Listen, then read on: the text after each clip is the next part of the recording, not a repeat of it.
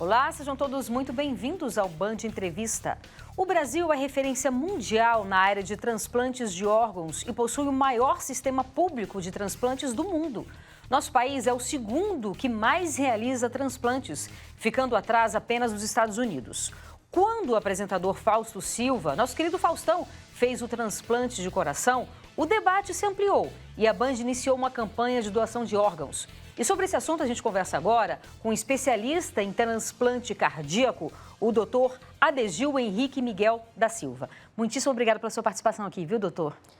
Obrigado, eu que agradeço o convite. É um prazer estar aqui e poder ter a oportunidade de discutir essa questão tão importante. Muito importante. Tem muitos mitos ainda, né, sobre isso. As pessoas ainda têm muitas dúvidas com relação à doação de órgãos. Acredito que se o tema fosse mais falado, eu acredito que todas as pessoas seriam doadores. Até porque você faz a doação quando você não utiliza mais, né? Quando você não precisa mais desses órgãos e você salva vidas realmente, né? Perfeito. É bem assim, a gente que trabalha com transplante, essa questão da conscientização da necessidade de transplante, da doação de órgãos, né? Uhum. É uma questão primordial no sucesso do programa de transplantes. A gente tem, atualmente, cerca de 45% de famílias que recusam a doação de órgãos, né? Quando a gente separa por estados, a gente tem estado com 100% de recusa, Nossa. Estado com 80% de recusa. E dos potenciais doadores, cerca de 1/4 só que se torna efetivo. Uhum. E o maior empecilho do doador potencial se tornar efetivo é a autorização da família, né? Então, a gente ter oportunidade de discutir, de mostrar, de ampliar esse debate é essencial para a gente continuar transplantando, né? E assim, obviamente que não é um assunto que eu entenda, o senhor é um especialista, mas quando o senhor fala isso, eu chamo o senhor por respeito, né? Claro. Agradeço.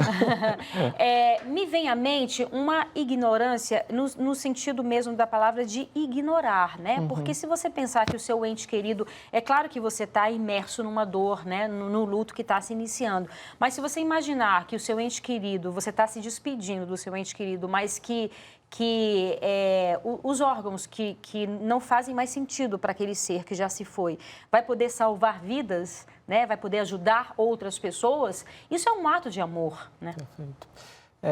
A gente até fala que você ressignifica aquele momento de dor, de tristeza, né? Porque esse momento já aconteceu. Sim. A gente não consegue modificar. O óbito já aconteceu. Mas você consegue dar um sentido, dar prolongar a vida daquela pessoa. Em outras pessoas, né? E aí a gente tem umas imagens aqui, porque também é um processo muito rápido, né, doutor? Quando se dá o óbito, né? Quando você verifica que de fato aquela pessoa já partiu, essa decisão tem que ser muito rápida, é isso? Na realidade, até explicar um pouco, né? A dificuldade um pouco vem porque a gente tem doação em vida, né? Que aí pode doar rim, pode doar um pedaço do fígado, um pedaço do pulmão, medula óssea. E a gente tem a doação com a morte encefálica, né? Quando você tem a morte encefálica, o corpo continua funcionando, mas você não tem funções cerebrais superiores, né? O cérebro ele tem o comando básico, que é o que comanda a respiração, o coração, a pressão, e a gente tem as funções superiores, que é o que faz a gente se comunicar, se mover, entender. E aí, quando a gente tem algum insulto cerebral, a causa mais comum é AVC hemorrágico, né? Sangramento cerebral. O trauma, a gente pega muito doador por tiro, por sangramento cerebral. Acidentes, automobilísticos. Acidentes, perfeito. E aí, essa parte, o cérebro para de funcionar. Mas a pessoa continua tendo batimento, continua tendo pressão. Mas é um quadro irreversível. Perfeito. E a gente tem critérios bem estabelecidos para definir a irreversibilidade desse quadro, né? Isso é constantemente estudado, reavaliado, porque a gente tem que ser bem criterioso nesse processo de definição de morte encefálica. Então, o primeiro passo é definir que aconteceu uma lesão irreversível e que é compatível com a morte encefálica, e a gente faz a avaliação. Quando a gente faz a avaliação, primeiro, eu, por exemplo, apesar de ser intensivista, trabalhar em UTI, eu não posso estar envolvido na avaliação, porque eu trabalho com transplante e tenho um potencial conflito de interesses.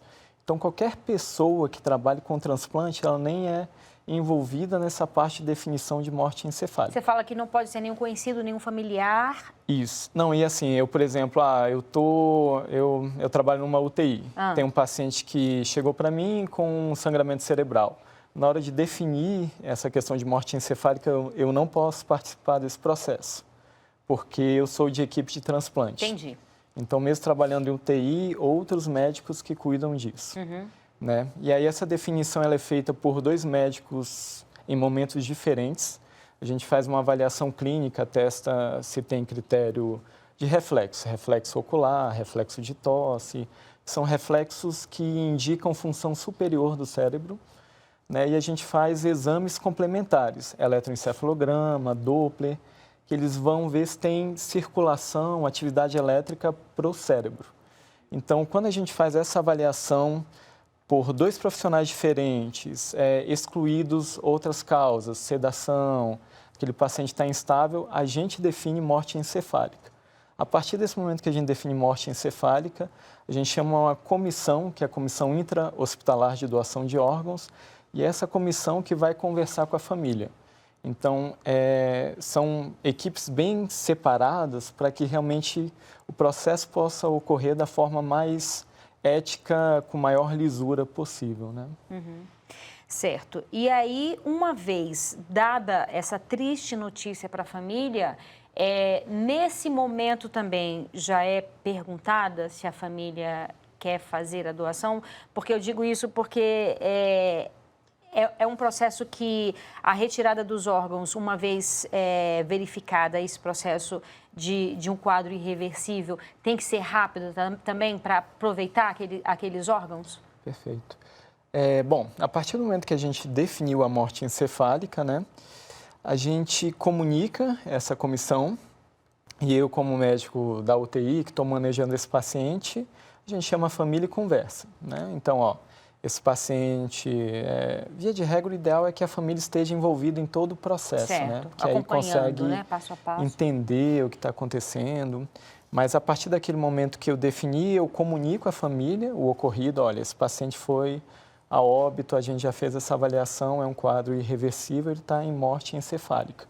Nesse momento, a gente chama, a comissão vai vir conversar com você, a gente sai da sala, e os membros dessa comissão intra-hospitalar vão e conversam com a família, fazem essa abordagem. Então, o médico que definiu, a gente noticia, tira dúvidas, tem esse momento com a família, que realmente é um momento doloroso, por vezes bem complicado, mas na hora de questionar, na hora de propor, é uma equipe separada que faz isso. Entendi. Por isso que é muito importante a pessoa já em vida deixar claro se ela quer ou não ser doador de órgão, né? Porque aí não tem dúvida para a família, não é isso?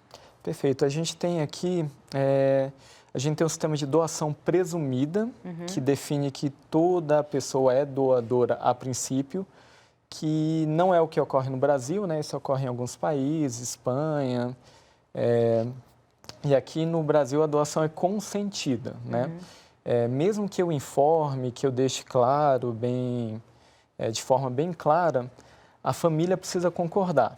Então, por exemplo, mesmo que eu deixe escrito, anotado, que eu queira, se a minha família não concordar, a gente não segue adiante com esse processo de doação de órgãos. Por isso que é bem importante conversar, abordar. Eu até já conversei isso lá em casa algumas vezes. Não, para de falar isso não, mas a gente eu preciso deixar claro, né? Vai que falar. acontece. Sim. É importante você ter esse diálogo, né? Sim, em verdade. casa. É verdade. É isso, agora a gente faz um breve intervalo e volta daqui a pouco. Não sai daí, a gente te espera.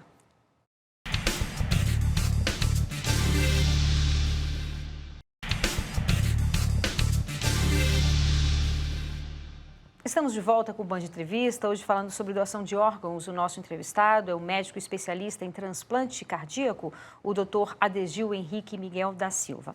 Doutor, nós falávamos, o senhor explicou de forma muito didática como é que faz esse processo, e a gente teve recentemente o caso do nosso querido Faustão, né, que recebeu o transplante de coração. E aí, diante desse quadro dele, queria que o senhor explicasse para a gente de forma didática como é que acontece e como é que é o seu papel também nesse processo. Perfeito. É ótimo ter a oportunidade de falar aqui sobre isso, né, porque realmente causou... suscitou bastante dúvida, né? Porque foi um transplante rápido. E aí até questionamentos sobre a lisura do processo da fila. Verdade. E para a gente que trabalha com isso, assim, entendendo como funciona, é totalmente impossível furar fila. Muito bem. A partir do momento que a gente define a necessidade do transplante, por exemplo, falando da minha parte, né? O paciente tem uma insuficiência cardíaca, o coração não contrai de forma adequada. A gente vê, normalmente a gente define quando a pessoa não consegue tomar banho sem cansaço, não consegue colocar roupa. Ela começa a colocar roupa, cansa, tem que parar. Ou às vezes até em situações mais extremas, internou. Eu estou com um paciente lá no hospital agora que ele estava indo para consulta, teve uma parada cardíaca na recepção lá embaixo, a gente desceu, reanimou. 39 anos. 39, novíssimo. Está acordado, está bem, mas ele está com uma medicação que é a dobutamina, que ajuda o coração dele a contrair, que ele não consegue deixar de usar essa medicação. Se ele deixar de usar, o coração dele para de funcionar e ele morre. Desculpa, fazer um parêntese. Ele nasceu com algum problema cardíaco? Ou não? No caso dele, é Chagas. A gente tem, a causa mais comum no mundo de transplante cardíaco é infarto. Mas aqui na nossa região, como a gente drena muito norte, nordeste, a gente tem muito paciente chagásico. Tem paciente que desenvolve insuficiência cardíaca por coração crescido, tem por cardiopatia congênita, Sim. que é quando nasce. Mas as causas mais comuns são infarto, pressão alta. Aqui no Brasil, Chagas, problema de válvula. Essas são as causas mais comuns de insuficiência cardíaca, né? E a partir do momento que a gente define, a gente faz um processo que é realmente bem complexo, né? Além da indicação desse paciente, eu preciso checar se ele não tem nenhuma contraindicação. Então, esse paciente vai ser avaliado pela enfermagem para ver se ele consegue tomar as medicações, seguir orientações, fazer adesão ao tratamento. Desculpa. Ele vai ser avaliado pela psicologia para ver se ele tem equilíbrio mínimo, né? Isso já para fazer o transplante? Isso já para fazer o transplante. A gente define, esse paciente aqui tem indicação médica de transplante. Aí a gente chama a equipe multiprofissional para avaliar. Então, vai assistente social. Tem que ter condições mínimas, né, de residência, porque uma pessoa que mora num local extremamente... afastado? Não, sem higiene, não tem condições mínimas de moradia. Mas a intervenção é no sentido de entrevistar e tentar obter esses meios. Então, a assistente social vai junto à Secretaria de Saúde, tenta obter benefícios. A gente tem muitos pacientes pobres, né? Não precisa de ter pelo menos condições mínimas de moradia e de higiene para esse paciente que vai ter o sistema imune debilitado não pegar infecção e não morrer. Certo. Então, ele é avaliado pela fisioterapia, pela enfermagem, pela assistente social, pela psicologia, pela odontologia, e a gente, além disso, junta toda essa equipe e faz a reunião para definir o transplante. Isso tudo pelo SUS? Isso tudo pelo SUS. A gente tem a possibilidade de fazer também em pacientes de convênio, mas aqui no Brasil a gente transplanta muito mais pelo SUS. Citando um exemplo, aqui em Brasília a gente tem um centro pelo SUS, que é o que eu trabalho, e a gente tem 3 centros privados, né? Pelo SUS, a gente nesse ano já fez 22 transplantes. Só de coração? Só de coração. Nesse centro privado, que é um centro que está indo muito bem, que eu não participo dos outros 2, a gente fez 2 transplantes. Olha aí. Então, o volume de transplante é muito maior pelo SUS do que pelos centros privados, né? Então, a gente reúne esse grupo, define, discute, esse é um paciente que ele não usa medicação, é um paciente que que estava ingerindo muito álcool, porque a gente tem muito mais pessoas que necessitam do que órgãos. Sim. Então, a gente tem histórias trágicas, né, de pessoas que a gente acaba... vamos transplantar essa pessoa, aí depois ela não usa medicação, não vai às consultas, e aí ela tem rejeição e o coração para de funcionar. Puxa vida. A gente tem Ela não faz o que ela deveria fazer depois do transplante, é isso? O transplante ele não é uma cura. A gente troca uma doença muito ruim por uma doença que é bem mais fácil de manejar. Uhum. A gente tem transplantado que corre maratona, a gente tem Olimpíadas de transplantados, então nossos transplantados cardíacos, a gente um tempo atrás promoveu uma corrida de 10 quilômetros com todos. Uhum.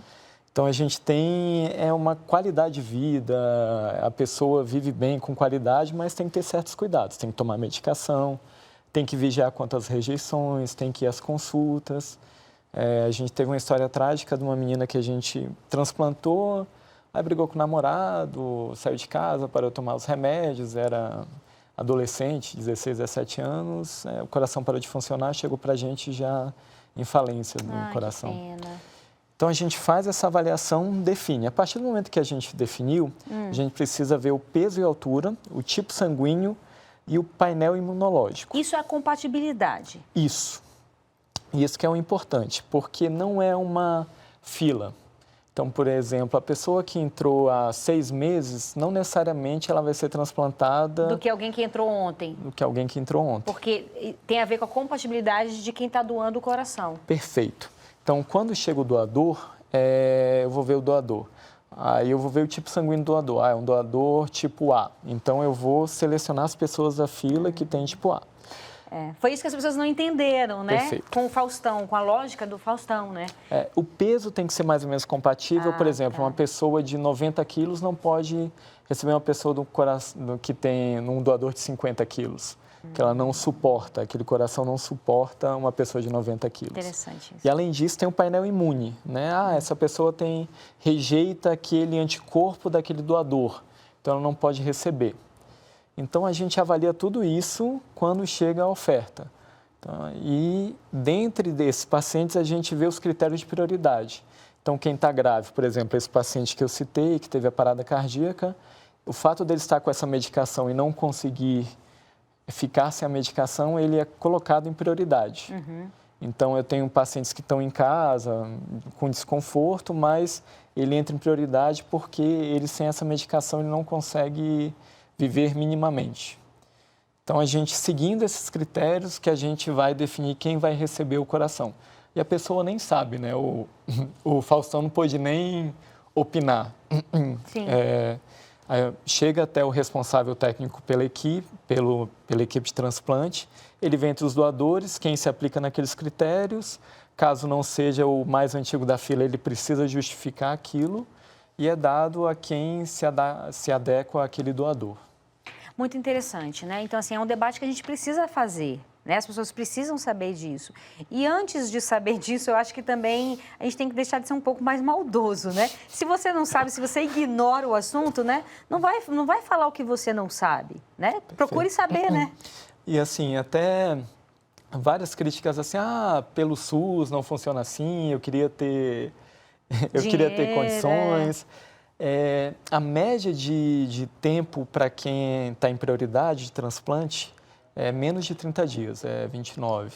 Olha a gente teve um transplante lá no nosso centro com um paciente tipo B, que era o mesmo tipo sanguíneo do Faustão, que acabou semana passada, 27 dias depois de entrar na fila de transplante. A gente teve paciente que a gente listou de manhã e transplantou à noite. Pois é. Então, realmente tem um pouco dessa questão do acaso. Sim, pois é. É isso. Agora a gente faz mais um breve intervalo e volta daqui a pouco. Não sai daí, eu te espero.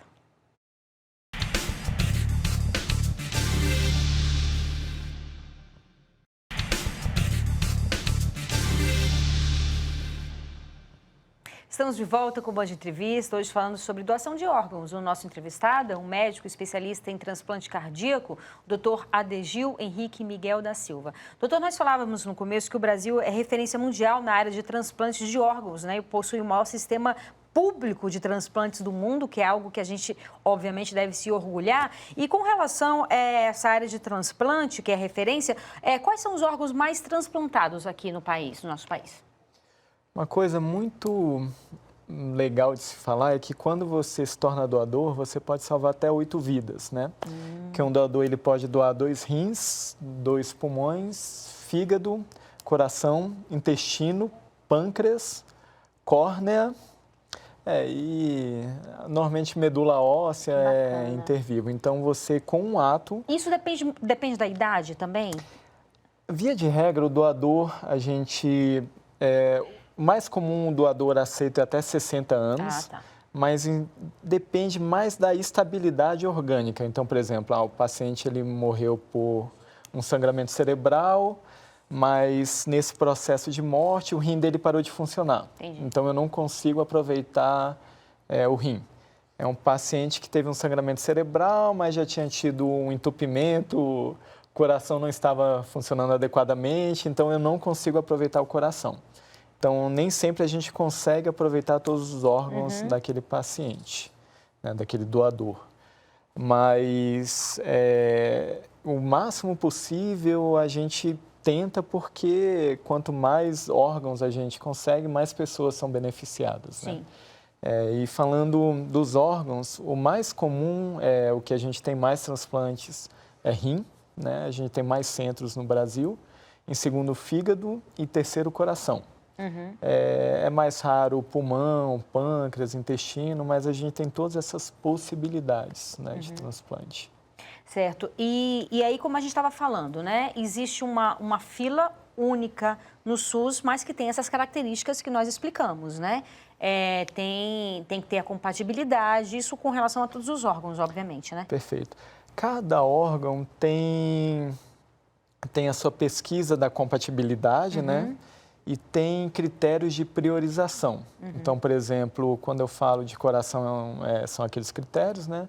Mas quando eu falo de fígado, a gente calcula um score, que quando o paciente está em falência do fígado iminente, os dados desse score demonstram isso e ele é priorizado. Então, a gente tem critérios de prioridade em todos os órgãos, né? Isso é individualizado de acordo com a especificidade daquela função daquele órgão. Então, por exemplo, o rim, a gente consegue substituir de forma adequada o funcionamento do rim com diálise, mas tem certos pacientes que não conseguem mais fazer diálise por falta de veia, por exemplo. Então, ele tem que ser priorizado. O fígado, eu não consigo substituir o funcionamento do fígado de forma nenhuma. O coração, eu consigo até certo ponto com a medicação e a gente tem o recurso de coração mecânico. Mas o coração mecânico, o custo é inviável para a SUS. Tem o mais moderno, que permite a pessoa ir para casa, é cerca de 800, 900 mil reais. Nossa. Então, é incompatível uma pequena parcela da população só. Perfeito. Que consegue. Agora, doutor, nós estamos falando aqui sobre a importância da pessoa se conscientizar da doação de órgãos, né? Que é algo que a gente não vai levar para onde a gente for, se a gente acredita em alguma coisa, se não acredita em nada, pior ainda, né? Agora, tirando a parte das doenças congênitas, a gente precisa cuidar dos nossos órgãos, né? É muito importante. Por exemplo, a questão do coração, a gente estava falando aqui do nosso colega aqui da Band, que teve alguns problemas. Enfim, várias pessoas, né, que têm vários problemas do coração, enfim, de todos os órgãos que a gente está falando aqui. E o quão importante é a gente cuidar da nossa saúde, né? Perfeito. Via de regra, né, quando ocorre a necessidade de transplante, é porque esse órgão teve a falência, essa falência não ocorre de forma súbita, ela ocorre de forma progressiva. Né? Então, mesmo que a pessoa tenha o problema, quando a gente cuida de forma adequada, a gente consegue, na grande maioria dos casos, impedir a progressão. Então, caso a pessoa tenha pressão alta, o coração pode parar de funcionar por pressão alta. Mas se eu tratar de forma adequada, mais de 95% das pessoas não vão evoluir para essa falência cardíaca. Tem aquela pequena parcela de pacientes que evolui apesar de um bom tratamento, mas é raridade, é exceção. Inclusive, quando a gente vai avaliar para transplante, o autocuidado, a pessoa tomar as medicações, é um critério para a gente definir a inclusão dela na lista. Sim. Porque caso a pessoa não tome medicação... Está desperdiçando, né? Também, exatamente. Vai ter alguém que não vai receber aquele órgão, né? A gente tem uma taxa de mortalidade que não é pequena na fila. Então, a gente tem cerca de 30%, entre 20% e 30% de mortalidade na fila de transplante cardíaco. Então, cada órgão conta, cada doação conta e cada pessoa que recebe, infelizmente, outra pessoa deixou de receber aquele órgão. Sim. Né? Uma coisa bem interessante, até, Renata, comentando, é que nessa questão de manutenção dos doadores, né, a gente tem esse problema de realmente a família se recusar, mas um outro problema é manter esse paciente bem o suficiente para ele doar órgãos depois que ele tem morte encefálica. Por quê? Quando a gente tem limitação de recursos financeiros, eu tenho 10 pacientes na UTI e eu só consigo prescrever antibióticos para 5.